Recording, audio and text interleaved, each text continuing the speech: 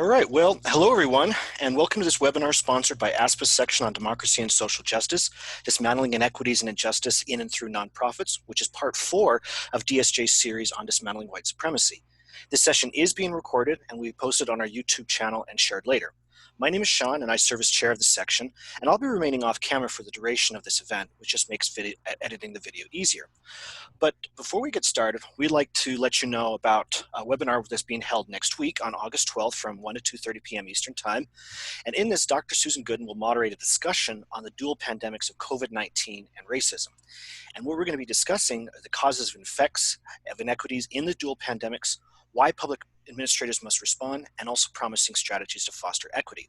And we're going to be sending you the RSVP link in the chat soon, and we really hope to see you there. So our panel today focuses on nonprofits, and as I'm sure everyone in the audience knows, is that nonprofits are not immune to issues of racism and white supremacy. And racism and white supremacy can occur for many reasons. They could be in board composition, board dynamics, workplace dynamics, interactions with the community, and more. But we also acknowledge that nonprofits also have enormous potential in tackling racism and white supremacy. So we're really proud to be joined today by 3 amazing panelists: Dr. Janiece Mackey, who's the co-founder and executive director of the nonprofit Young Aspiring Americans for Social and Political Activism, or YASPA, and we're going to be sending you a link to the nonprofit's page right now. Also, we have Dr. Nathaniel Wright of Texas Tech University, and also Dr. Nuriel Heckler at the University of Nebraska, Omaha. So this event lasts until 2:30 p.m. Eastern Time. It is being recorded and will be posted later to our YouTube channel and also shared of our listserv and social media outlets. And after about 3 opening questions that we co-developed with our panelists, we'll open it up to audience Q&A. And if you'd like to ask a question, please do so using the chat. And if you'd like to be unmuted to ask a question, please indicate so in the chat, and we can make sure to get that arranged. And during audience Q&A, I'll be assisted by DSJ's stellar digital engagement coordinator, Parisa Vincent. So Parisa, thank you for being here. So with that, I'm going to go ahead and stop sharing the screen, and I'm going to copy and paste our first question into the chat so everyone can see. 1 second. Okay, so and panelists, just answer in any order you want, and add additional details as needed, and anything you need. So the first question is this: how do racism and white supremacy manifest in and or through nonprofits, and what are the causes and effects of racism and white supremacy in and through nonprofits?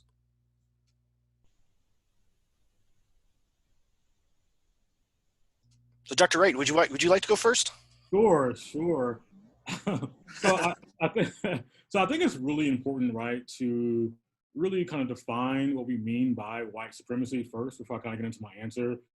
And essentially, white supremacy essentially is that white people are at the helm, right? And as long as white people are at the helm, right, it's going to be really hard for Black and brown people to really advance in the nonprofit world.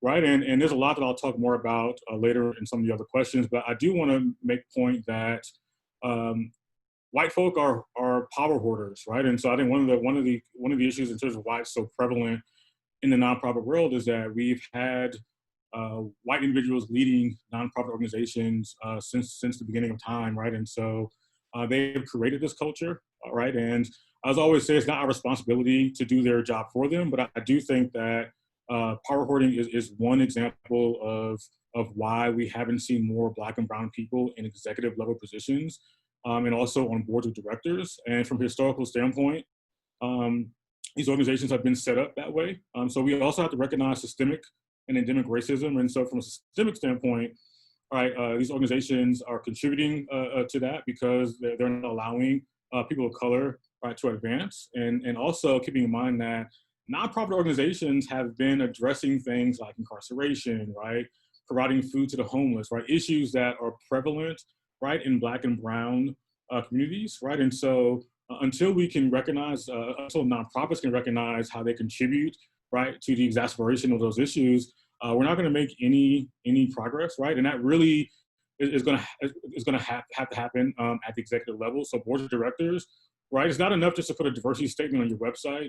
But they're going to have to be really intentional about how they can start breaking that down. And that really is really going to mean that they're going to have to really do some self-evaluation and think about how do we now break up, right, what we've known for 50, 60, 100 years, and start allowing other Black and brown folk to really take the helm. And that's going to be really up to them. Right? I can't force them to do that, but really understanding the importance of having even cognitive diversity in the workplace, which is kind of a hot topic now, is really important. And I think until they start to value that, I don't think we're going to see any change.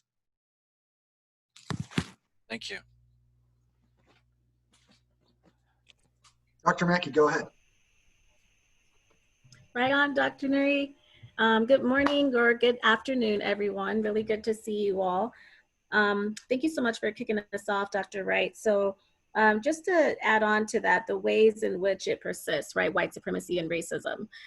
So I'm an education nerd as well, and so what came to mind is the hidden curriculum as well. So when we think about the hidden curriculum, these are essentially hidden messages, right, that are being absorbed by folks and perpetuated as well by systems, processes, procedures, and policies that nonprofits continue to uphold and manifest. So really thinking about those perpetual messages that are being absorbed and also instituted and sanctioned in spaces, whether it's board, the leadership, or even your team. False barriers as well, right? So there's a lot of technocratic bullshit, excuse my language, right? That nonprofits tend to try and mimic from taking on corporate type structures or processes. But when we really look at it, these are really false barriers, right? Unnecessary barriers that tend to, of course, really be at the expense of Black and brown Indigenous folks in the nonprofit sector. And then also, even from the jump, the way that we measure success, right? The way that we even set things up, right? So when we're thinking about evaluations and whatnot, right? Like, what is the design through which you are evaluating success in your organization? Is it only quantitative? And if it is quantitative, what lens, right, are you using to look at that quantitative data? Are you valuing different types of methods as well, like artistic methods and understanding success of the organization as well? And of course, also invisibilizing the labor of Black, brown, and Indigenous folks in these spaces, right? We have to really reckon with positionality, the ways in which we are positioned, acknowledging the saliency of race, whether or not race is a salient identity for you or not, but recognizing that race is salient, regardless of what you may think of race in your positionality. Because what often happens is there's a dismissiveness of race when folks don't see race as a salient identity for themselves. Thank you. Thank you. Yeah, so I wholeheartedly agree with everything that Dr. Wright and Dr. Mackey have said. I also wanted to thank them for all the work they do. I wanted to thank DSJ and to those who paved this path, including John Lewis and C.T. Vivian, who both recently passed. And I want to acknowledge that I'm speaking to you from Lakota, Omaha, and Pawnee land right now. So yeah, Dr. Wright said absolutely right that white supremacy is defined as white people being at the hem. And I think whiteness, whenever you see this racial identity of whiteness sort of creeping in, it's meant to create a racial hierarchy where white people are advantaged, right? And so you see in nonprofits who are dominated by white folk that there is a lot of whiteness that creeps in. And the three main places that I've identified in my research is money, through fundraising mechanisms, competitive practices that eliminate those organizations that are most representative. In order to compete in this very competitive market, which really is the point of nonprofits, right? Nonprofits were created so that we could have this competitive marketplace, or service nonprofits at any rate, are created to have this competitive marketplace so that we can provide services in this sort of competitive sphere. And that's not the exclusive way, but that is the reason that a lot of the government have been turning to nonprofits. And so it encourages us to go out and get funds and grants. But the people who are giving the donations and the people who are in charge of the government giving out grants are traditionally have been mostly white folk. And that's not accidental, right? At the same time as our funders were developing wealth, people of color were wealth. And people of color's land and indigenous people's land were being taken as wealth by white people. That wealth continues on generation after generation after generation in the form of white foundations who are the funders. At the same time, the government has been overwhelmingly historically dominated by white folks, mostly by white men. And so they also have these structures in place that reward people who think like them. And when someone asked us to define that cognitive diversity, right? That cognitive sameness is that cognitive way of thinking that has come about from this dominance of one racial ideation for so long. And cognitive diversity means breaking outside of that, right? And then we got board members who are hired.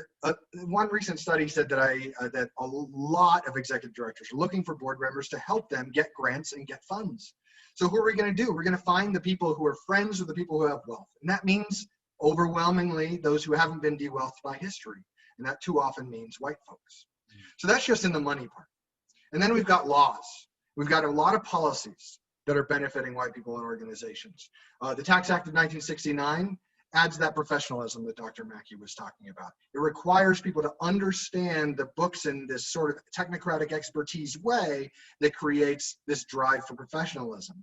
And Dr. Billy Sandberg does a lot of work around that. That is that doesn't make it cognitive as specifically race, but if you look at that, you can see where the race can creep into the professionalism. Sarbanes-Oxley continues that by requiring us to talk about accounting. There's a lot of research in the critical accounting literature about how when people see an accountant, they trust white men more than they trust women of color, even though women of color tend to be better accountants. And that over and over again will hurt your ability to raise money if what we're looking for in an honest and good, well-run organization is an organization that is running according to Sarbanes-Oxley, according to good accounting practices. And then, of course, there's a lot of limitations on community-based organizations, also based on the Tax Act of 1969, where they think they can't advocate. And they want to be over careful because they're afraid of losing that nonprofit status. Whereas advocacy is allowed to a certain extent, but the fact that there's these margins around there makes it hard for community-based organizations to advocate without, again, experts and professionalism that is identified with the government, with education institutions that have historically been white, right? And then there's culture. Like grammar itself is a whiteness mechanism. We see people speaking in a certain way when you enter into the nonprofit space.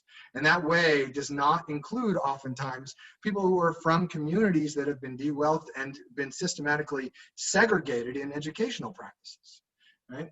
We see white saviorism, of course, in the culture. And that is this idea that white or wealthy people bring skills that people of color don't have, and that people of color can benefit from those. Now that's a lie, that's a racist lie. But it is a racist lie that enters into a lot of our whiteness practice. And we see moral license. And this is the one that I'm most concerned with, and most of my research has been revolving around. And that is this idea that government provides a lot of services. So why aren't we having them provide public services? And a lot of the reason we're doing that is so that we can give an entree for people to donate to these nonprofits. And what do they get for their donation? Well, they get moral license out of that. That's the exchange. They get this ability to say, well, I'm not racist, I'm donating to, you name the organization, Black Lives Matter, or an educational organization, or mentorship organization. Although if you do want moral license, donate to YESPA. That's a great organization, so donate there. We're Dr. Mackey's organization. So this idea that we can build morality around race and use racism only as a tool for building morality instead of acting in an anti-racist way. That is what brings about these things where people just make statements instead of actually dealing with racism, instead of actually acting in an anti-racist way, because what they're really looking for is some sort of moral boost. And historically, we've seen that where even the United States reached out with Brown versus Board of Education to build up their moral license in the face of the communist threat. And then once the communist threat sort of fizzled, we saw school segregation begin to get deeper and deeper and deeper again. And then last, this white supremacy works in tandem with patriarchy, and it works in tandem with oligarchy, which is promoted through capitalism. And so you have to be careful about, as you're moving in these spaces, you have to think about race and gender and capitalism all sort of working together on some things. And yeah, that's where I'll leave it. It was a really fascinating discussion. Do any of the panelists have any follow-ups about this or additional details, clarification, anything? Okay. I'm good.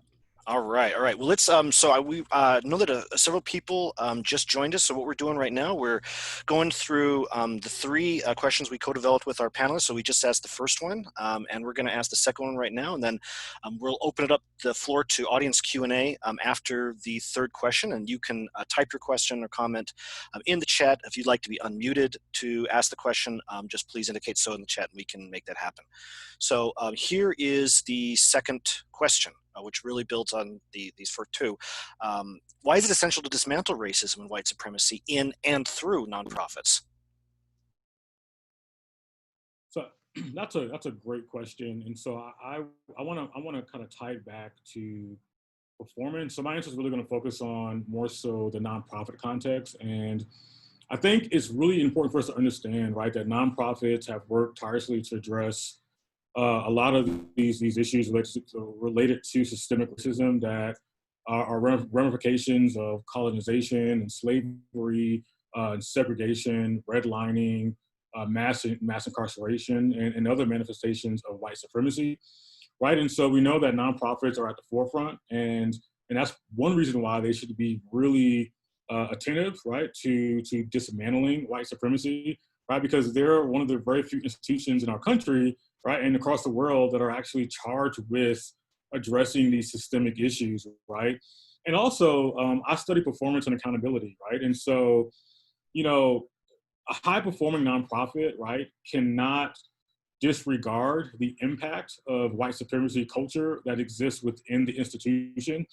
And I think that until nonprofit organizations recognize that, right, they will not be able to be high performers, right? And so, for example, the importance of including people as a part of the conversation. You know, I just finished doing a project with a nonprofit in the Midwest, right? And so one of their challenges were that they weren't including diverse voices as a part of the conversation, right? And when you do that, you end up making big mistakes, right? Especially from a marketing standpoint, right? You're serving the communities of color, and your information just has white folk on it, right? And so again, it's important to have those diverse viewpoints at the table, right? Whether they're African American, Hispanic, Asia Pacific American. But I think one of the failures of nonprofits is they don't value diversity, right? And so the business sector has this under control, right? Because they know that anything happens that promotes white supremacy culture impacts our bottom line, right? And for nonprofits, right, we're not really driven, right, by a bottom line. Right? We're driven more so by values in terms of serving the public and also providing information, right? So we're filling a lot of gaps, right, that are often not filled by government and by the private sector, right? So again, a lot of those values that are driven in the nonprofit sector, again, don't really have an impact, right, in addressing white supremacy culture, but also there's no value seen in that. And I think until nonprofits start to value that, right? And I'm not saying, again, as I mentioned before, putting up a statement, but really being intentional about identifying what white supremacy culture is and understanding it.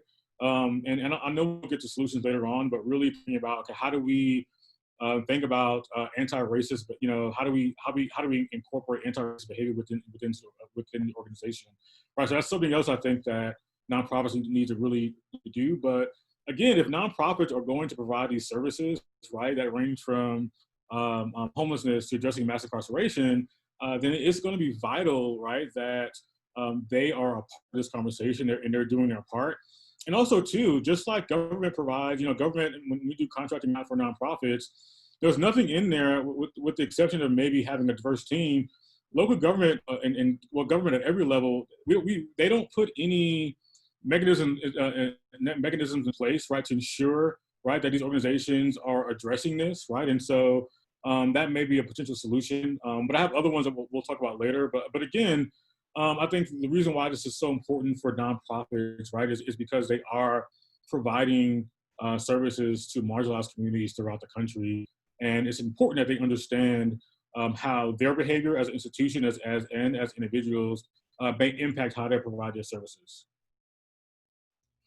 Excellent response. Yeah, thank you so much for that. I'm excited about this question as well. And I was also really pensive because straight up, I believe that why dismantle? Because it's owed to us, right? Um, y'all made wealth on the backs of Black, Brown, Indigenous folks. So you owe it to us to dismantle white supremacy, right? Period.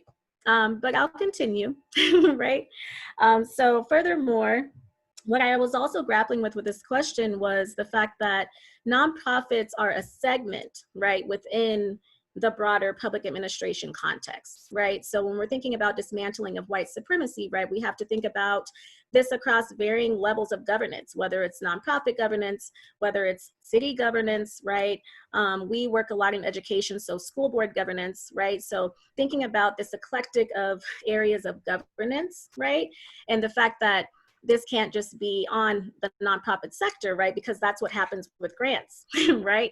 I get a grant, for instance, that comes in and they want me to dismantle white supremacy with our youth within a year. Like, oh, of course we can do that, right? Like, no, it's not our labor to do that, right?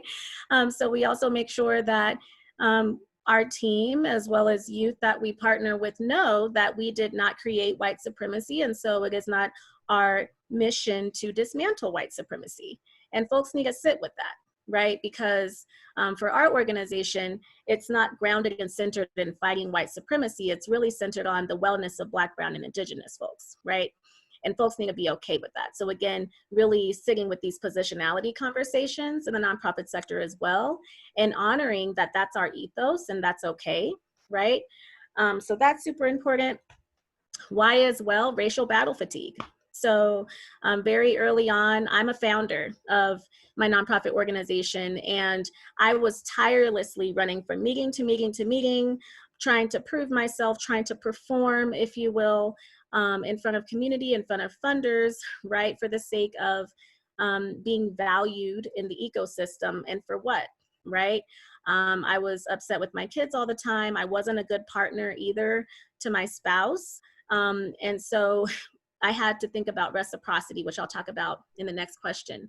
But why racial battle fatigue, right? It needs to be dismantled because racial battle fatigue is real. And we know that Black and Brown folks are tired, right? And that folks are also not in good health also because of racial battle fatigue. Racism is a public health issue, right? So that needs to be named as well. The last thing I'll say here is the fact that we need to as well, because of the perpetuation of false narratives, we'll continue to get colorblind solutions as well if we don't dismantle it, right? So we definitely need to, and I'll stop there. Excellent response. Great, thanks both to Dr. Wright and Dr. Mackey again. Ditto everything you said. Also, you know, building on Dr. Mackey's point that we have an obligation to do this, is that nonprofits, or at least the social service organizations that are not associated with government, are partially responsible for having created race and racism itself, right?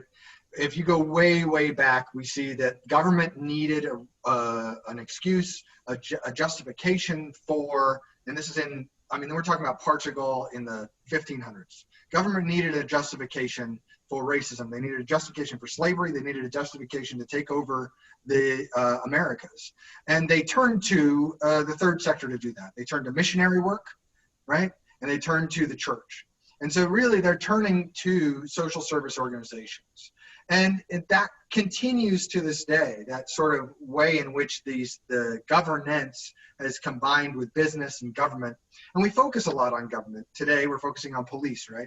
We're focusing a lot on businesses and how businesses have participated in racism. And we're not focusing as much on nonprofits. So there is an obligation there for nonprofits to pick up the baggage that they're carrying around and really look at it and examine it and try to make it better. Also, it's crucial that nonprofits play a part in this because so much of what we have to thank today is as a result of nonprofits. Nonprofits, social equity is really at the center of what nonprofits are about, to piggyback on Dr. Wright's point. And social disequity as well, social inequity. So we've got, in the Souls of Black Folks, we've got Du Bois talking about the fact that after Reconstruction, all the troops left, and who was left but the Black church, who had to pick up these social services and started doing the kinds of social services that we still see nonprofits doing today. But at the same time, we've got Rockefeller going into Colorado after the strikes in Trinidad, Colorado, and saying that now the Rockefeller Foundation is going to be dedicated to trying to eliminate unions, particularly amongst the Latinos who were working in those mines, right? So we see that nonprofits are a prime battleground for equity and disequity, and always have been, including with the SNCC, the SNCC, the Student Nonviolent Coordination Committee, and John Lewis here over my shoulder, right? So it's a very important part of the system for dismantling racism and white supremacy, not just because of the obligation, but also because those are the tools that we have, and particularly for giving voices in governance to people who aren't in government. Excellent responses. And if our panelists have follow-ups, or?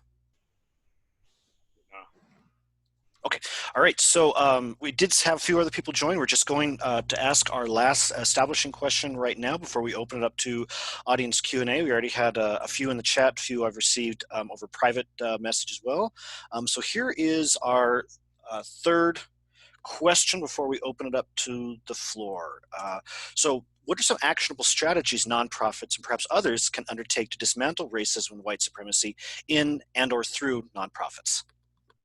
That's a great question, Sean. And, I want everybody, on this call to understand that, as I mentioned in my opening statement, is that white folk have and continue to have a disproportionate amount of power, wealth, and influence in our society. And, if you look at kind of like staff and board makeup for many nonprofits across the country, right, that's the case, right? And so, the first thing is for organizations to really kind of acknowledge that, right, and to acknowledge their white privilege, but also, as we find with many nonprofit organizations, especially those that are community-based, they tend to have white women who are at the helm of these organizations, right, who are doing some amazing work, right, but even some of the well-meaning anti-racist allies have blind spots, right, and so that's something we have to realize.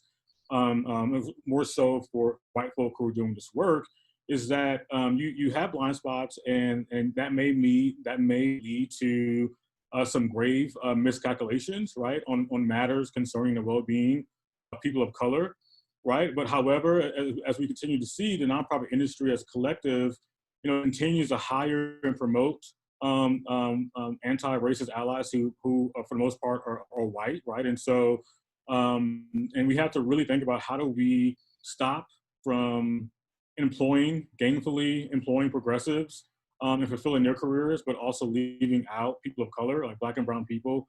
And this has been prevalent, right? And so it's really going to be up to whoever the HR person is or the board of directors really to make this a priority for the organization, right? And so just because somebody who's white may have well intentions, right, to advance the agenda that addresses improves conditions of marginalized people, it's important to know that that may not be the best person for the job, right? And so really, as I mentioned in my earlier statement, this hoarding power thing is something that's so prevalent in nonprofit organizations throughout the country, and we have got to stop. Nonprofits have got to stop hoarding power at the top and really make room for people of color who are just as talented, but also bring that cognitive diversity because of their lived experiences. That can really help make the organization a better place.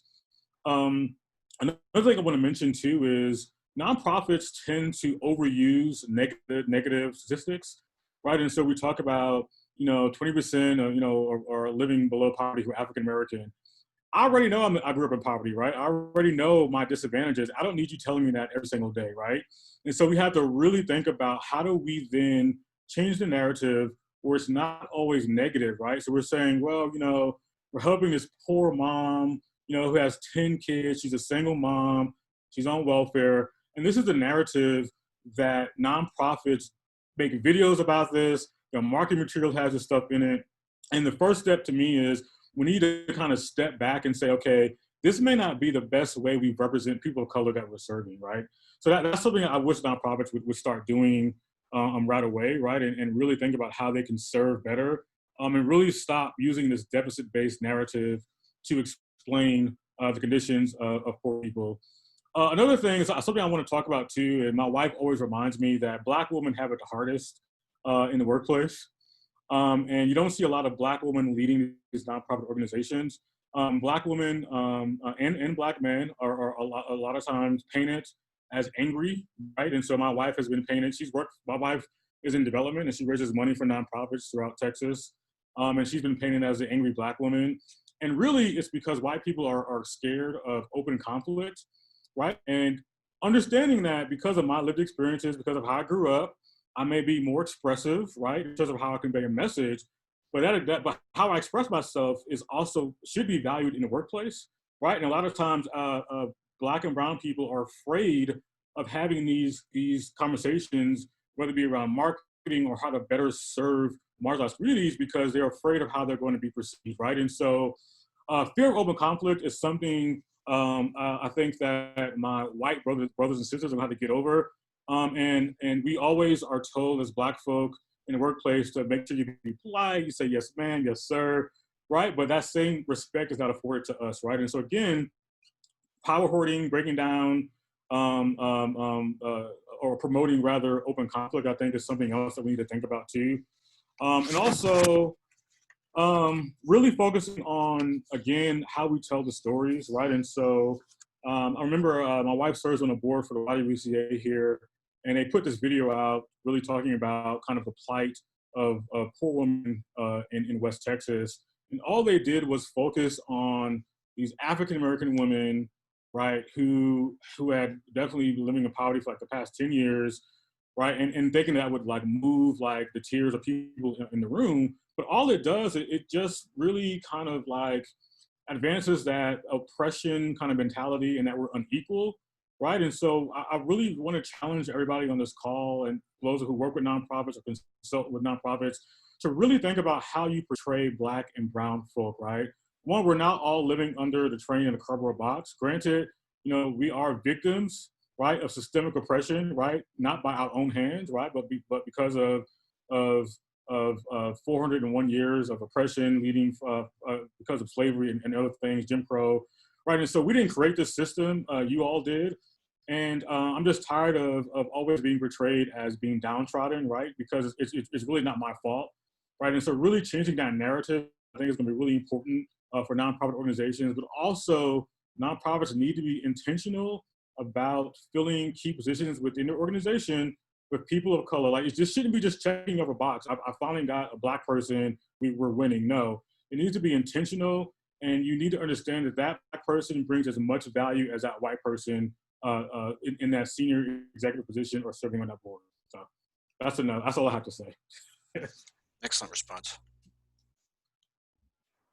Yeah, thank you so much for naming that, Dr. Wright. I, as a Black woman, I absolutely appreciate that.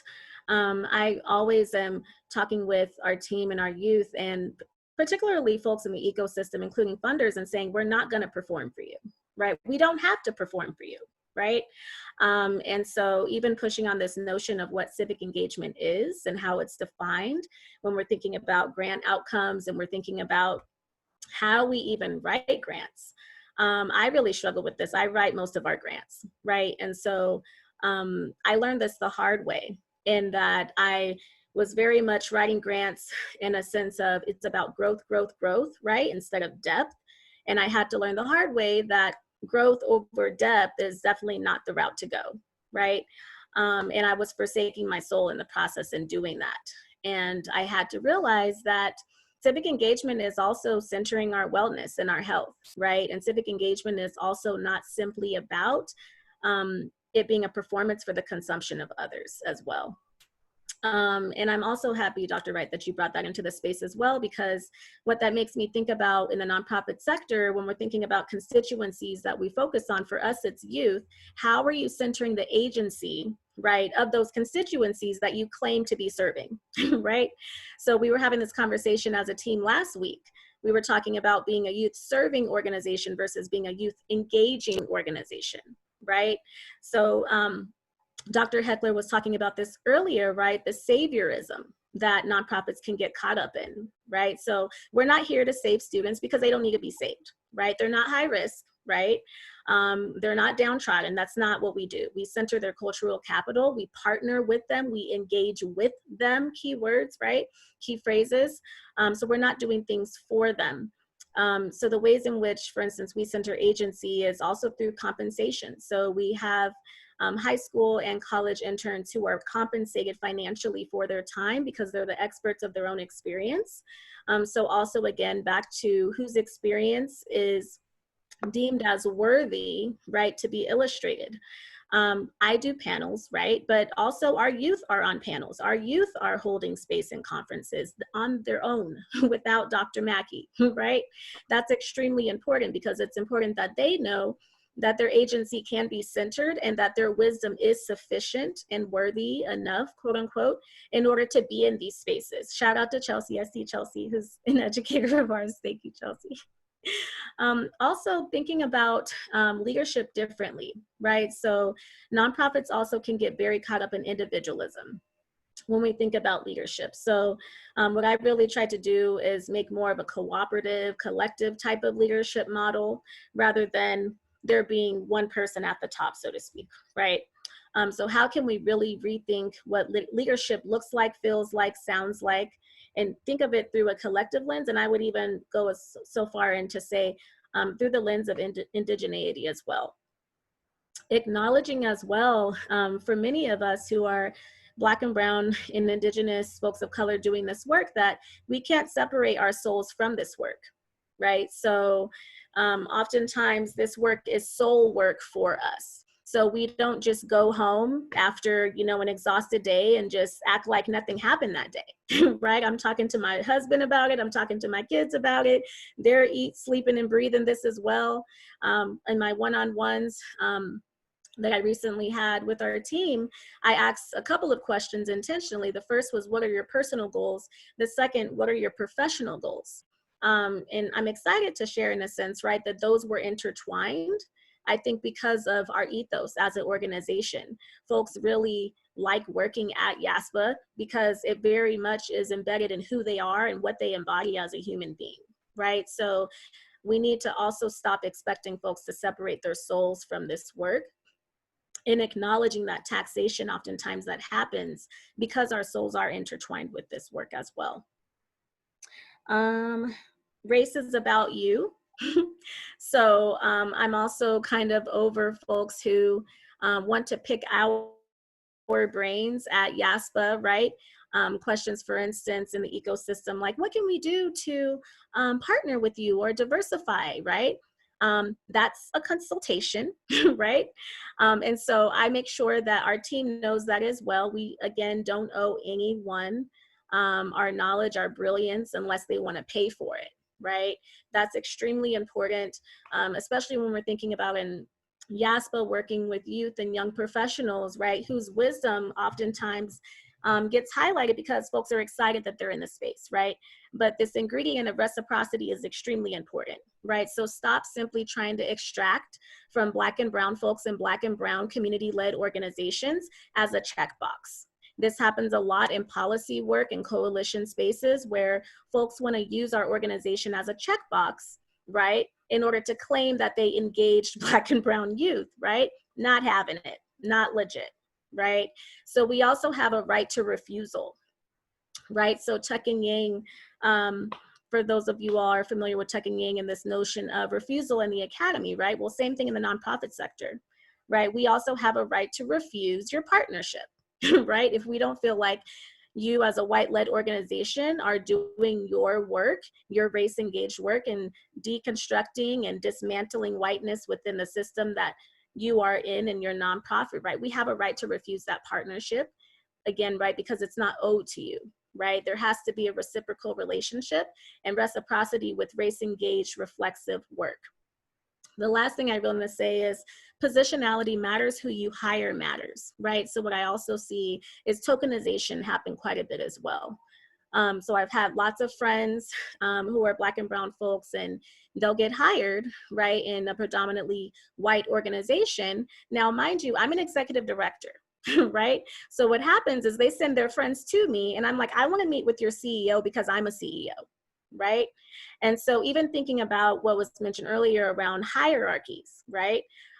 Stop trying to use Black and brown bodies to get in touch with us, right? To try to partner with us. That's not legit, right? And again, this claim, like Dr. Heckler was saying earlier, on this notion of morality as a currency, right? We can see through that, right? So please do your work. I'll end it there. Fantastic response. Thank you for that, Dr. Mackey. I feel like that's just amazing. So when white nonprofit leaders are revealed to have somehow participated in racism, right? So you say, oh, that's white saviorism, or oh, I'm occupying lands, or somehow we're taking advantage of a foundation that was built on the backs of people of color, in particular slaves, right? Enslaved people. When you identify that, when it's identified with it, don't just try to do damage control. It's not about just getting moral license and moving on. The key here is that you need to publicly wrestle with that and use that as an opportunity to confront the organization's racist past and present, and use it as an opportunity to generate an obligation to anti-racism, right? It's an ongoing opportunity to find anti-racism at the heart of your workplace, because racism's at the heart of your workplace. So unless you counter that, in other words, there's no neutrality here. You're being racist as long as you're working in a racist society. And you need to counter it with anti-racism. That includes arts organizations, environmental organizations, animal welfare orgs that think that they're not related. You are. This is a society that has developed around and been built on the backs of people of color and indigenous people. And we need to confront that. In terms of individual actions, I'd like to echo what Dr. Wright said. And he was talking about, welcoming these different ways of thinking, ways of doing. Whiteness was deliberately expanded in the 19th and 20th century in the United States because they knew that all these immigrants coming in from European countries were going to overwhelm them. Not that they weren't white, but they were, not quite. And those Catholic and Jewish immigrants that were coming in, they needed to expand it and somehow incorporate them. So they offered a bribe. And the bribe was that white people, as long as you can work nice and be servile and avoid conflict, you can enter into this white supremacist agreement that we have. We need to confront that and resist it, and be critical of those norms of niceness and servility and conflict avoidance. And that's basically what Dr. Wright was saying earlier, just in my own vernacular. Just to give credit where it's due, Dr. Wright. Okay, and do you agree with that, or is that? I do. Yeah, you're Okay. doing good. You're doing good. All right, I'm on a roll, so I'm gonna keep going. Okay. Also in communications, and going again to that moral license that both Dr. Mackey and Dr. Wright talked about, right? Think about moral license and how you're developing moral license, like the negative statistics that Dr. Wright was talking about. Think about how you're developing that moral license with symbolic statements instead of actions.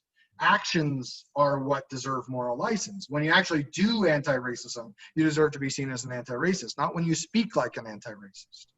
Mm-hmm.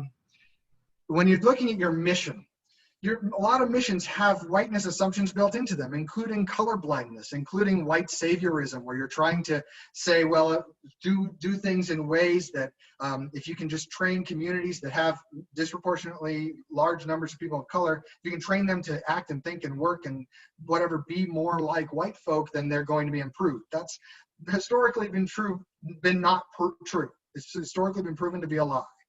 And it will no longer be true. So think about those missions and look for little ways in which you're perpetuating whiteness through the mission statement. Advocate for social and policy change rather than individual change. Look for that social and policy racism and try to eliminate that, rather than necessarily saying that people are somehow not equal, right?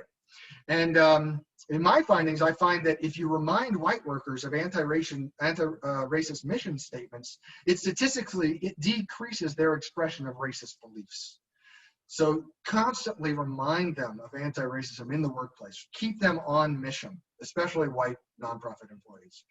Go to view Lee's community-centric fundraising, and sign up. There it is. I just sent it in the comments. Sign up today and learn more about what View is doing. He's doing some incredible stuff as nonprofit AF. He's doing some good stuff. My findings also indicate that informal structures for networking and socializing among employees will help bring down some of that racist ideation amongst white employees. So non-productive time matters. Developing non-productive time to really think about power and brainstorming, that really matters. Create that in your structure. Don't try to shut down what you see as non-productive time as a nonprofit manager. And set aside time specifically to speak frankly about power and oppression. How is race entering into this relationship with this funder? How is it entering into this relationship with this donor and this board member or among the staff? Really talk openly about power and use words like race and racism when you're doing it. In governance, I'd say hire an executive of color, right? That's the position that matters. That's the visionary. So start there. And also, one suggestion I heard from View Lee and his community-centric fundraising that I thought was fascinating is to create 2 boards. Create a de minimis board for legal requirements and fundraising, and make sure that it does not interfere with services unless absolutely necessary. And that would be composed of wealthier, wider supporters who could, do what boards have traditionally done, but without getting involved in services. And then create a board that oversees that legal board and have it be composed of subject matter experts and the people who demographically represent your clients.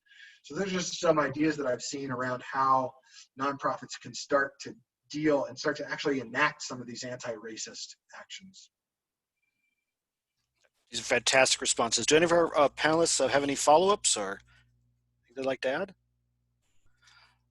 Okay. So before we are actually going to open the floor up to audience Q&A. We've actually already received a few, but while I get the questions ready and while people may be thinking of questions and as you type it in the chat, I just want to share with everyone a special call for papers that DSJ is helping sponsor, which is in Administrative Theory and Praxis, and it's about dismantling white supremacy in public service institutions and society. And Dr. Brandy Blessett, who is also a DSJ board member, is the lead editor on that. So we hope that you contribute your thoughts and research to that. So the first question we'd like to ask is from Sophia. I was talking with Sophia behind the scenes, so I'm just going to go ahead and ask the question on her behalf. I'm just going to copy and paste it into the chat right here. And Sophia says that I'd love to hear Dr. Mackey's take on the limitations of nonprofits to dismantle white supremacy as the nonprofit industrial complex holds our communities hostage for grant funding only to serve a bare minimum. Perhaps Dr. Nathaniel Wright can also speak to what forms of accountability we need to build in order to dismantle white supremacy in nonprofits who are financially invested in maintaining the designation of communities as underserved, quote unquote. That's a good question. Yeah, That's really good. Yeah. I saw that in the chat and I was like, dang. No, but I really appreciate the question. So I'm going to share about one of our programs as kind of an example, right? Because there's definitely limitations constantly. Again, I think it goes back to the ways in which even sometimes grants are written. And so, for instance, if we think about COVID, that's happening right now. And also we have to acknowledge, right, the unfortunate continuous institutionalized violence, right, on Black folks and Black bodies, these compounding pandemics, right? We can't separate them. So what I did was there was emergency grants that were coming out that were very short-sighted. And Dr. Heckler and I have had lots of talks about this, right? This notion of just feed people and they'll be fine, right? Like everything's gonna be just fine. You know, we're gonna be in this kind of service phase and then we're gonna move into recovery phase funding in like 3 months, right? As though shit hasn't really gone down, right? Like folks have lost jobs. The visualization of the institutionalized violence on Black bodies incessantly, right? While folks are having to physically distance from one another and they're experiencing isolation and the taxation in our mental health with that. So what I decided to do was write a grant really around this program that I created, which was centering community wellness and resilience. It's a cooperative economics model, right? So we took the grant money, right? What I said though is that we're going to support Black businesses in doing so. Right? Because we still need that coffee shop, right? We still need those spaces where we're able to go and thrive and have conversations and be our full authentic selves, right? What we also did was added coaching to that as well. So rather than just simply feeding folks, right?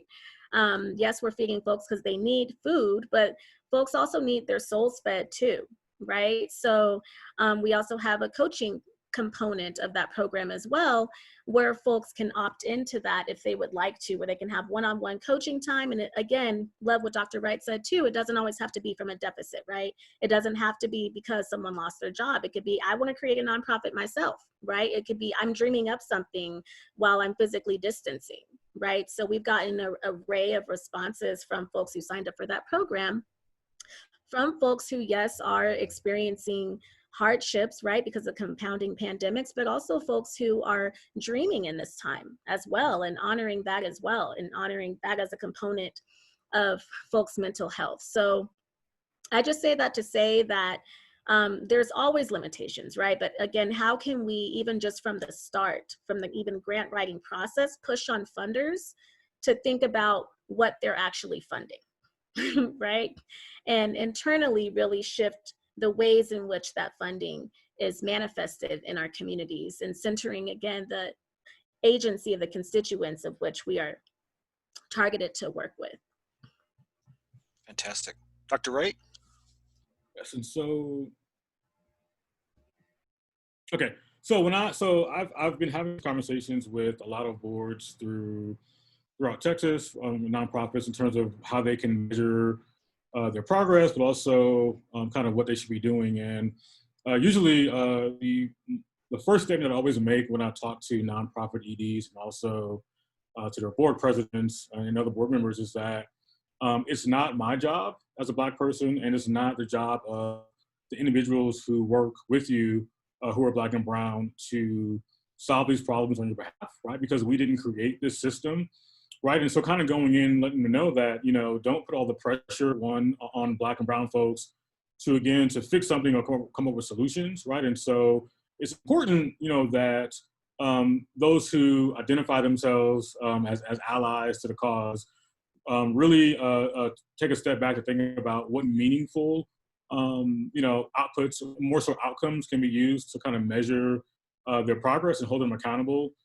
Really, the first step in the process really isn't so much the executive director, but it really is the board of directors, right? And this is something that the board has to value, right? Because keeping in mind that executive directors, CEOs answer to that board, right? And so if the board is not pushing or driving that culture or the importance of increasing diversity among staff and among the board, or how they can serve marginalized communities better, it's not going to change, right? And so, but I do recommend that organizations, you know, look at minority retention, right? Look at pay gaps, right? Look at race, gender, and age metrics as a starting point to get a sense of, you know, whether or not they're making progress, right? And also share the information, right? So, you know, senior management should be talking to staff, right? And the board of directors should also be having these conversations with the board and staff. And when it comes to funding, right, this is something that we don't really talk enough about is the fact that a lot of the funding decisions are made mostly by white folk, right, who a lot of times don't have any clue what's going on at the ground level or street level rather, right? And so it's going to be also it's also for people who work with foundations or serve on foundation boards to really challenge those board presidents to really think about how they can, one, how you are exasperating the problem, but also how you can be a solution to really providing more meaningful money. And a lot of times what we do as organizations, especially foundations, is that they just throw money, you know, at the problem without providing any context in terms of how you can provide some meaningful change. And also, I think in terms of how we measure progress as it relates to these issues, especially looking at how we're addressing systemic racism and endemic racism, we can't just focus on outputs, right? And so it's great that, you were able to employ 23 people, right? But that doesn't tell me much about whether or not they were lifted out of poverty or not, right? And so it's important that nonprofits, as they're addressing these issues, that they really think about how outcome measurements can be really useful at the individual level, but also at the community level, right? And so as a funder, I want to know that poverty is going down, right, in marginalized communities or targeted communities that we're working with. I want to know that I want to know that you're changing the fabric of those individuals and those communities, right? And looking at outputs doesn't really tell me much about progress that you're making, right? And so I really think that we need to move beyond outputs, but then really focus on community level outcomes that can be used to measure on whether or not nonprofits are having an impact at the local level. And so even moving beyond kind of like, it's great that, you are hiring more people of color, but how does that translate to you actually making lives better for the people that you serve, right? Who often are Black and brown folk, right? And so I think we're going to be very intentional about how we choose our outcome measures and how we can tie that back into looking at kind of the racial makeup of the organization. Because there's a lot of research that also shows, right, that, if you have a more representative staff, doesn't necessarily mean that you'll have more change at the local level, right? So I think it's really important that nonprofits really take a step back to develop outcome measurements that really speak to their mission, but also speak to dismantling like systemic racism that's been, present for over 400 years. Great answer. Dr. Heckler, would you like to weigh in on this as well? No, I think they covered it. Okay. All right. I'll let them have it. They definitely covered it. Yeah, definitely. So we're going to go to Marilyn White, who has a sort of a follow-up question, and then I have another question that was asked by someone who had to leave earlier. So the floor is open for Q&A. If you'd like to ask a question, please type it in the chat. If you'd like to be taken off mute to ask the question, just please indicate so. Marilyn, I believe you should be able to unmute yourself. Okay. Hi, first of all, this is fabulous discussion. Just as point of reference, if you will, I'm on the board of a nonprofit, and I might be doing something with my professional society. So that's where I'm coming from.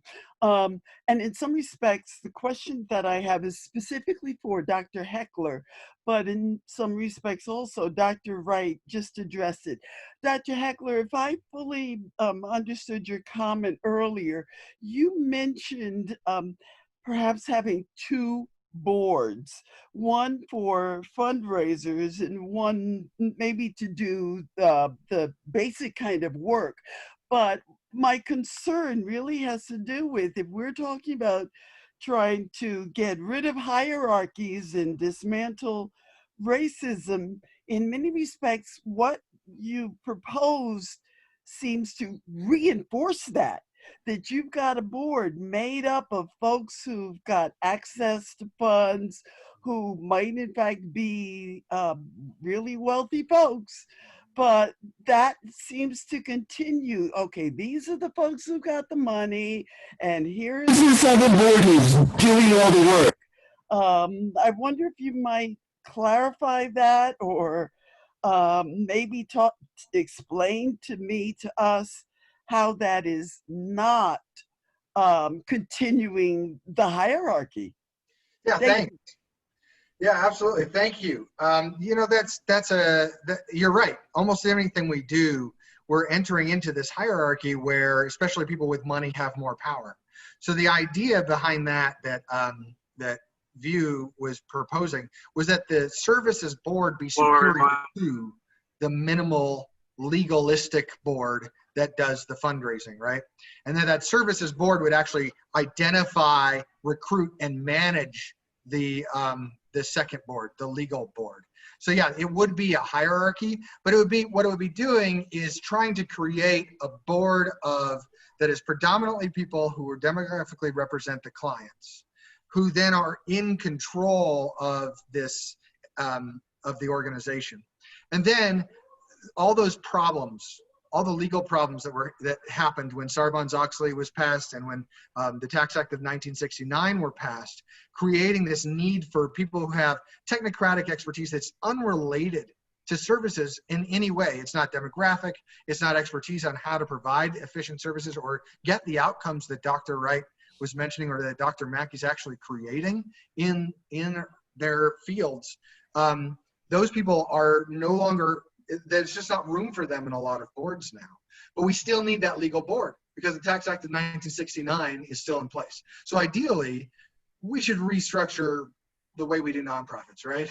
And just completely dismantle the system, right? But until that day, Bewley's suggesting that we try this alternative method where we have a subservient legal requirement and fundraising board below a social services board. It's predominantly people who represent the clients.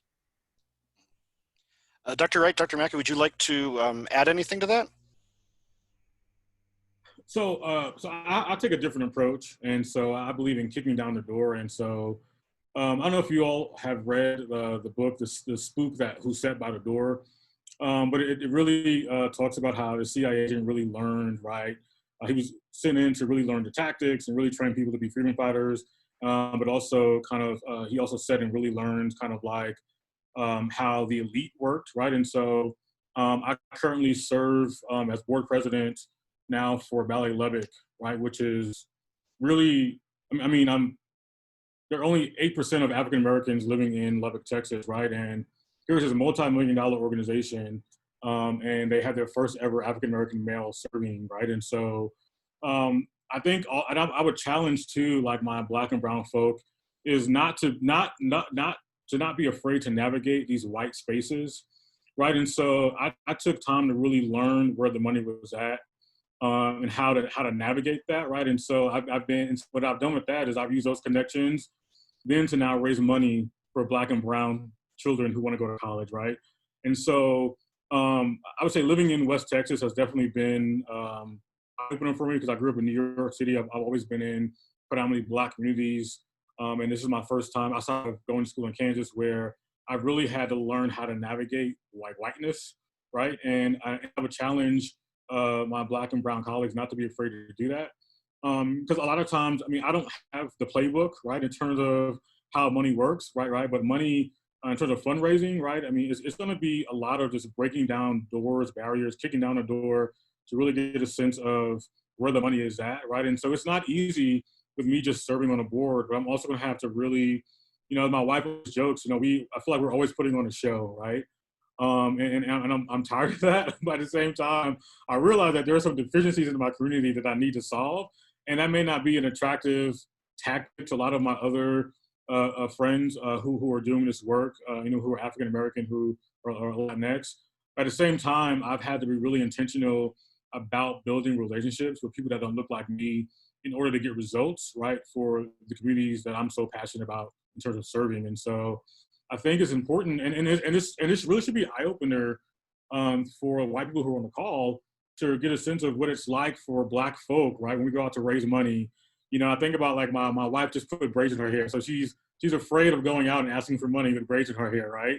Because of how she's going to be perceived, right? And really understanding our struggle, right? And so, and I always joke like, you know, if I'm going out to raise money, you know, white folk come any kind of way, but I have to put on a suit.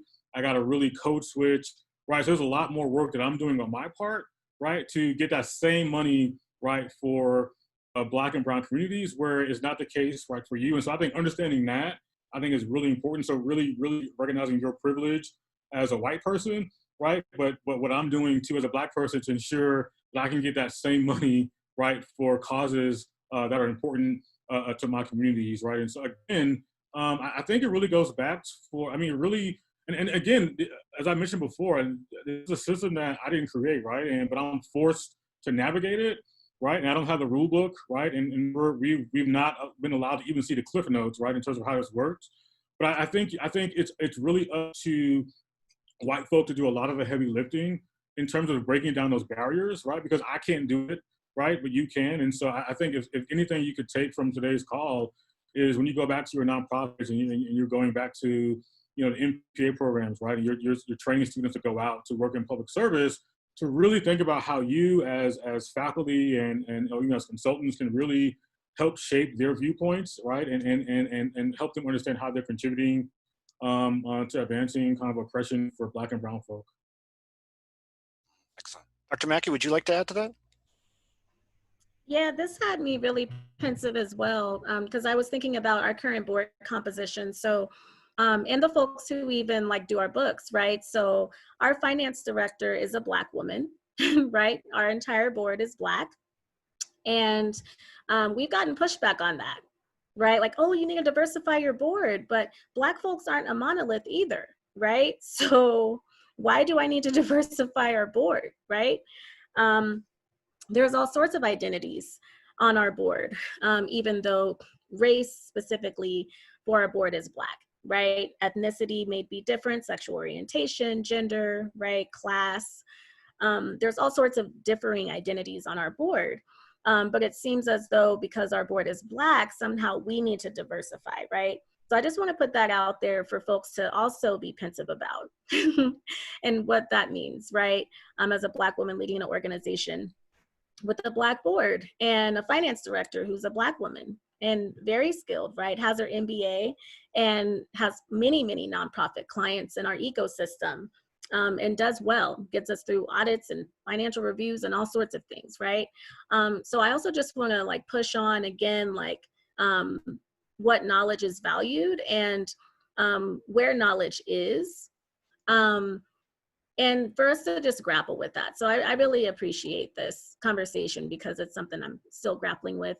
And even thinking about like playbooks and stuff, right? Like I don't have the playbook either, right? But I feel like our orientation is what it should be to the work, right? And that being honored and respected as an appropriate, so to speak, and equitable and race conscious and liberatory playbook. I think that's extremely important.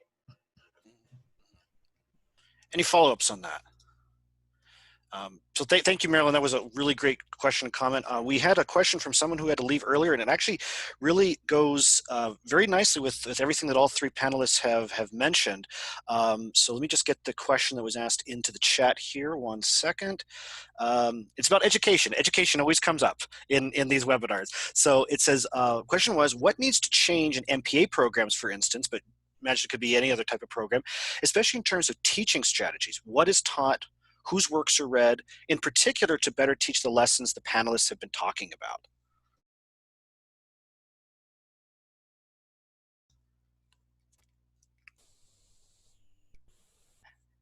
Anyone go in any order you want, please. So I would say I'm a huge I'm a huge fan of what Dr. Brandy Blessed is doing at the University of Cincinnati with the social justice MPA program. And so definitely she is really providing this blueprint, I think, that all MPA programs can follow in terms of how we should be incorporating social justice into our core curriculum. And keeping in mind that social equity is supposed to be a pillar of public administration, right? But we don't see it within our curriculum. And so I think it's going to be really important.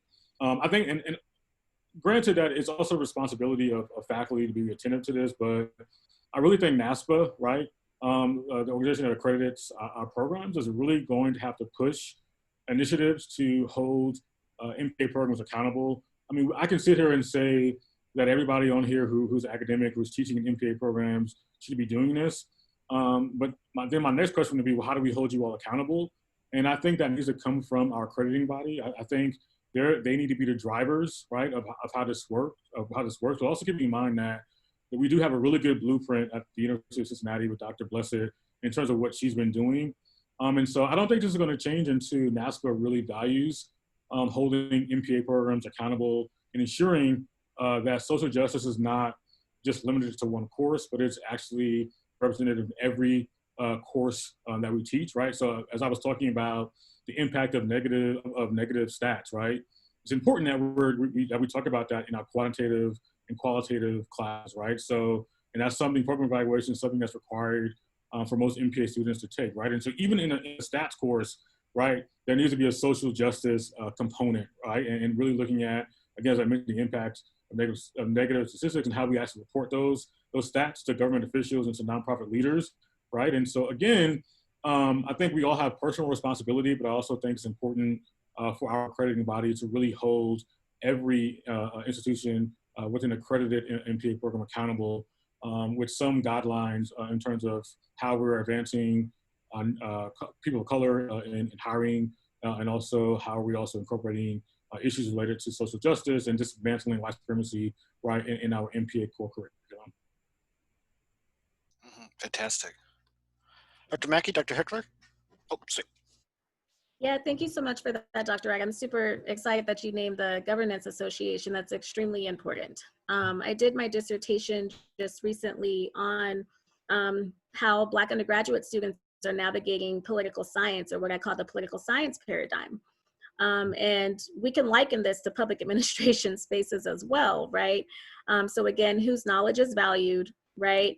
What is the purpose of public administration? How does it exist? What are the ways of knowing of public administration? All of that needs to be identified, right? Because we know that it very much is embedded in whiteness and white supremacy. I also want to shout out fellow authors. So here's this.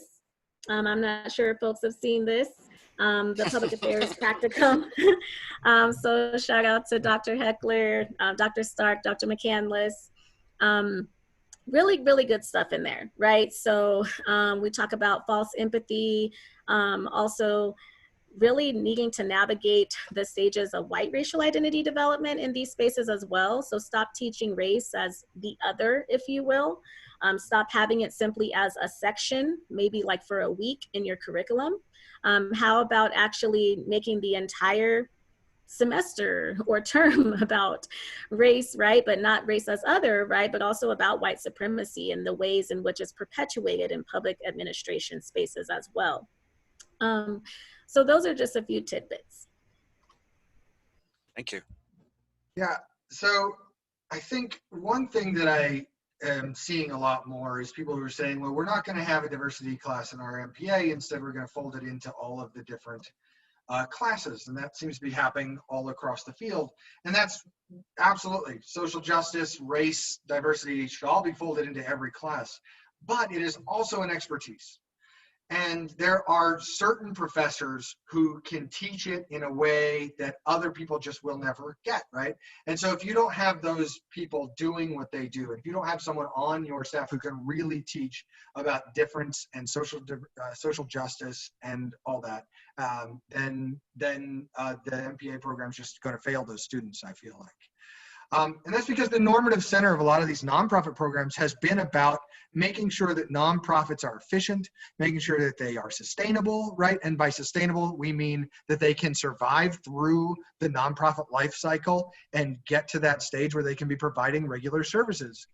And that is not a normative, like we are, as programs, we're expounding on normative beliefs that are different than that.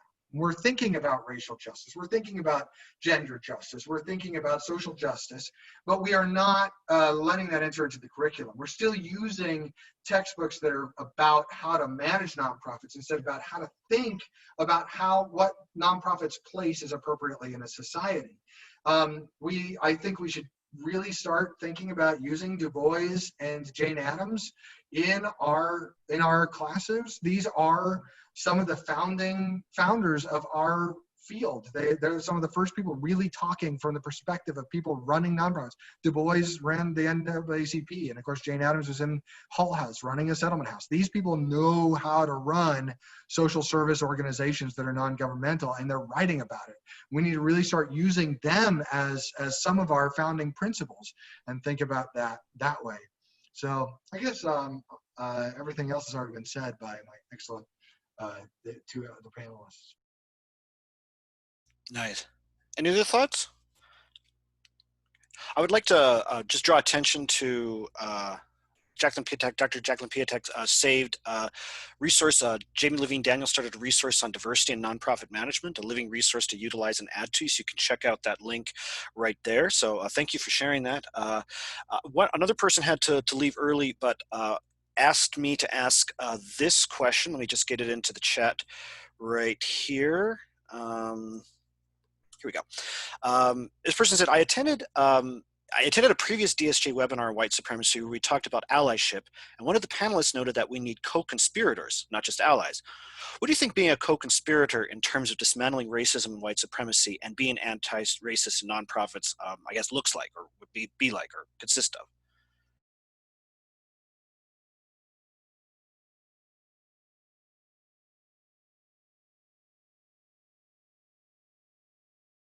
Interesting question.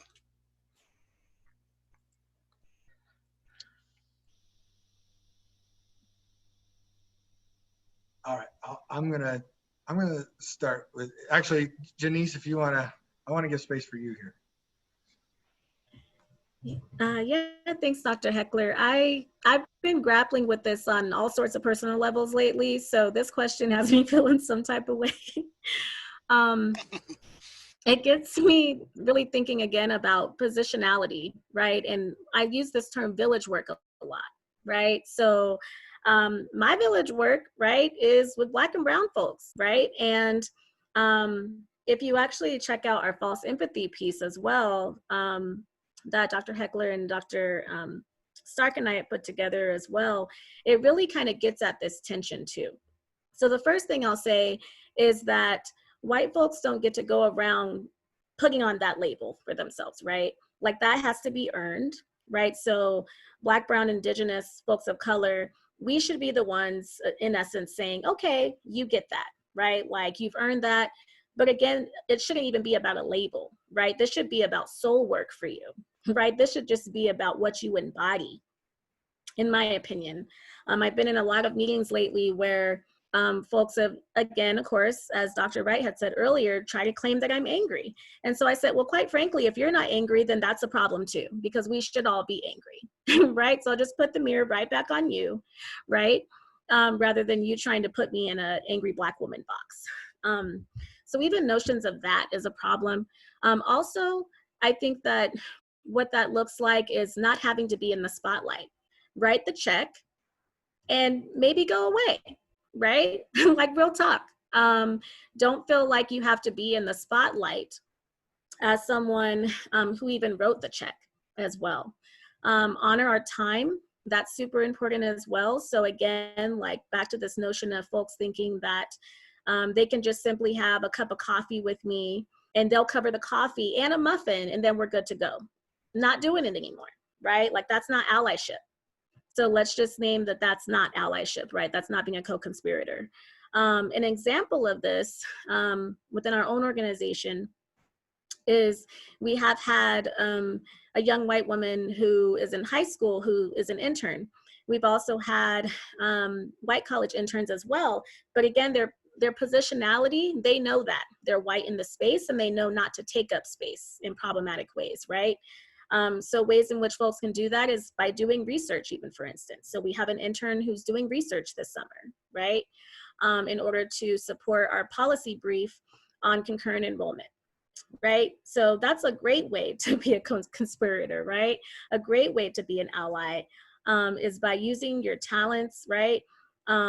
And sharing them with Black and Brown folks, not in a way that is indicative of a savior approach or a deficit lens, as though we don't know how to do that, right? Because I love stats, right? So I can play that all day too. But doing it in a sense that honors the work, right? That shows that you have this as a part of your soul and what you embody. I'll stop there because, yeah. Excellent this question response. got me feeling the type of way. Yeah, excellent response. I would like to piggyback off of Dr. Mackey, and I think it's really important, right? And so I'm not a huge fan of the word ally, especially the use of white ally, and because all it is are individuals who have a privileged status, right? And you know they, I mean, granted, they're supporting the efforts to eliminate systemic oppression, right? But you know, when I think about white allies, I think about just white progressives, right? And so I think they're sympathetic to the movement, right? But you know, a lot of times when I'm in these meetings with these white allies and I'm speaking up, they sit there in silence, right? You know, they're afraid to talk. They don't want to be paid as, you know, as being a part of the Black Lives Matters movement, but behind closed doors, you're texting me, like, they're taking me out to coffee, right? They're calling me in tears, right?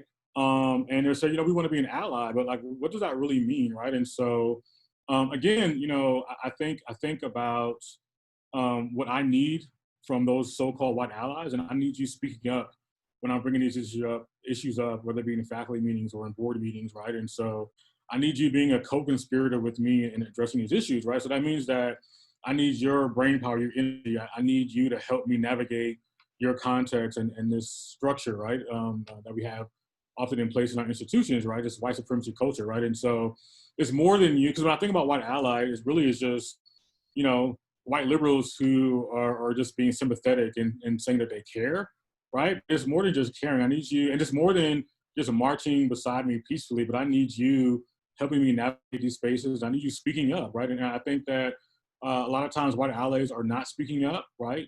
And I appreciate the friendship, right? I appreciate the support, but I need you raising noise and kicking down doors with me, right? And so I think that is what we mean by the co-conspirator piece. And I think even in the nonprofit world, right? If I'm the only Black person on the board, which is most of the time, I need you working with me, right? Raising as much hell as I am in terms of, talking about board recruitment and recruiting more people of color, right? Or, being more intentional in serving marginalized communities, right? But that's going to take more than you just being an ally. It's going to take you getting out of your comfort zone.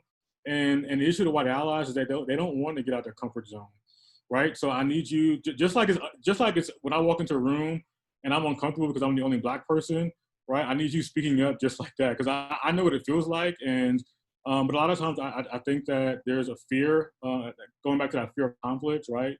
Or perception of them, being pegged as being a part of BLM.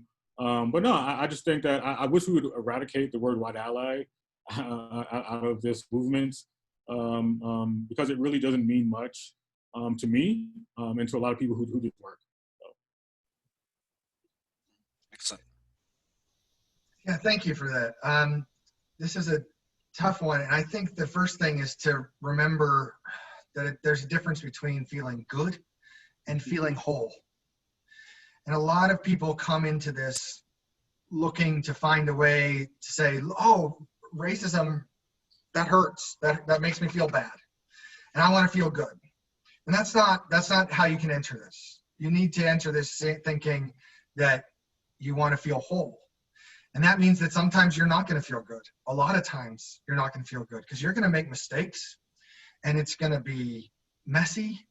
And sometimes you're going to be accused of racism because you're talking about race. And that's what you need to do to make these mistakes and to try to work through it. You need to act, right? You need to be an anti-racist, because as long as you're not acting, you're continuing a racist system.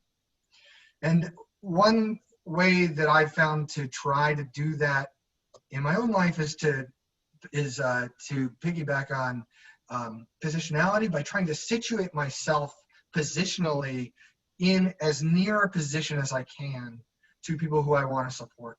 And I call this positional advocacy. And that's where if there are folks at a protest who I'm afraid for, I stand next to them and say, what can I do here to advocate for you, right? And think, what can I do here to advocate for you? And if there are scholars in my school who are working their way through their PhD program, I try to stand next to them and hopefully take some of the burden off of the other professors who are having to do the exclusive mentoring for so many students of color.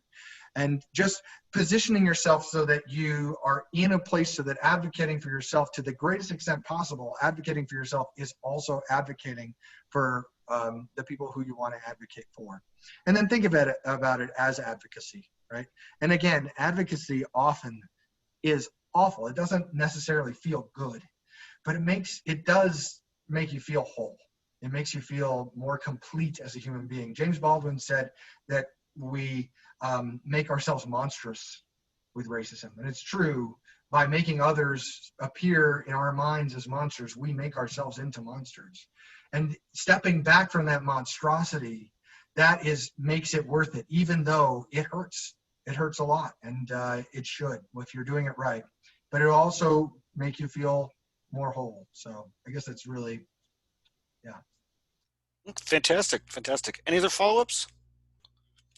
Okay, so we have, we're actually just about to hit 5 minutes left mark. We had one other person asked me to ask this question on their behalf, and I think it built off of what we've been talking about quite nicely. Let me just get it in the chat right here. The question is this: are there particular nonprofits that are excelling in engaging in social justice work that demonstrate best practices for how to conduct their operations and engage with communities and embody anti-racism? What are they doing in terms of advancing social justice, and what can we learn from their examples, especially during the dual pandemics of COVID-19 and racism? Yes, Bob.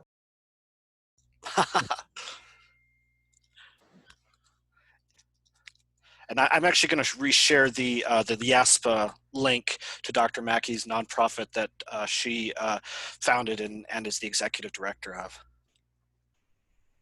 Do we have any comments? Yeah, I really appreciate this, and thanks for the shout out as well. It's a lot of work, but it's worth it, and I really appreciate this notion that was brought into the space as well by Dr. Heckler around feeling whole, right? So even though there's constant tension, what I can at least say, and I hope that our team can say as well, is that they feel whole and they feel complete when they go to sleep. Right? They feel that they're held in a YASPA space. They also feel like they can bring their full selves to the YASPA space. That's so important in the nonprofit sector. I've heard too often, and I experienced this myself when I was working for other nonprofits, that I was only able to bring a fraction of myself to the space instead of being able to bring my entire self and all that I embody. Also want to shout out, this is in a Colorado context, but I also want to shout out Project Voice. I also want to shout out Padres y Jóvenes Unidos as well. They do absolutely amazing work. Colorado Circles for Change, SCD, Enrichment. There's just so many nonprofit street fraternity. And the reason I'm listing as well is because oftentimes what happens, and I've heard this as well, is like, oh, well, I've never heard of YASPA, right? Or I've never heard of like all of these Black and brown led organizations, as though we don't exist, but we're out here, right? We just need support. We need platforms like this, right? And opportunities like this as well. So again, thank you DSJ and Dr. McCandless for having me as well, and for honoring YASPA, because this is how we're able to get that exposure that so many of our organizations would like to have, and I would say deserve to have as well, so that there can be a highlight of, again, agency being centered by Black and brown folks, even in leadership positions like myself. Fantastic. Dr. Wright, would you like to weigh in? No, Dr. Mackey, she's the expert, so she's practicing. So no, I mean, a lot of nonprofits I work with really are not doing a great job in terms of addressing this, especially in places like Texas. And so we find like, community-based nonprofits in, bigger cities, for the most part, probably having much more success. So I can give you a lot of bad cases. But I do appreciate Dr. Mackey for listing those organizations, just because a lot of times we are not aware, even for people who may study social justice, social equity in a nonprofit context. And so I appreciate Dr. Mackey for listing those nonprofits. Okay, awesome. So, okay, Dr. Tara Bryan and I are currently interviewing some really impressive nonprofits here in the Omaha area that are also doing work, and those are findings are preliminary, but there's definitely organizations. And what I found about those is that so many of them are small, and that's not accidental. I think first of all, they're representing particular communities, but also the de-wealthing that has been happening over 500 years has intentionally made it so that these organizations are often struggling to get some of the resources that other nonprofit organizations have. So there's some of that. And I also wanted to recommend Nichols and Clark's article, and I'm forgetting the name, but recently Ashley Nichols and Amanda Clark put together an article on the Flint water crisis and how some of the local community-based organizations were dealing with it, as opposed to how the philanthropy, the Ford Foundation, was dealing with it. And it really highlights some practices that I think are working towards social justice in a meaningful way. Fantastic. So I always end up making us go over time, so I also want to be cognizant of everyone's time. Before we wrap up, I would just like to remind everyone of our webinar next week, which will be moderated by Dr. Susan Gooden. You can go ahead and see the RSVP link for that. It's going to be held this same time next week, August 12th, 1 to 2:30 p.m. It'll also be recorded. And also we hope that you will all of you consider submitting a piece for consideration for the DSJ-sponsored series on dismantling white supremacy in public service institutions and society. So I just thank you so much to Dr. Mackey, Dr. Wright, Dr. Heckler. Thank you to everyone who attended and for these wonderful questions and comments. We're going to be preparing the recording and hopefully releasing that soon.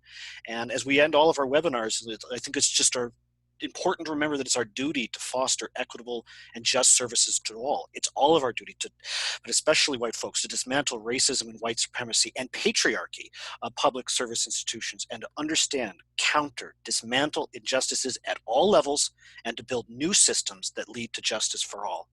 So thank you for attending today. We hope you attend our future webinars. Thank you again, Dr. Mackey, Dr. Wright, Dr. Heckler. Fantastic discussion. I hope everyone has a great day and stay safe.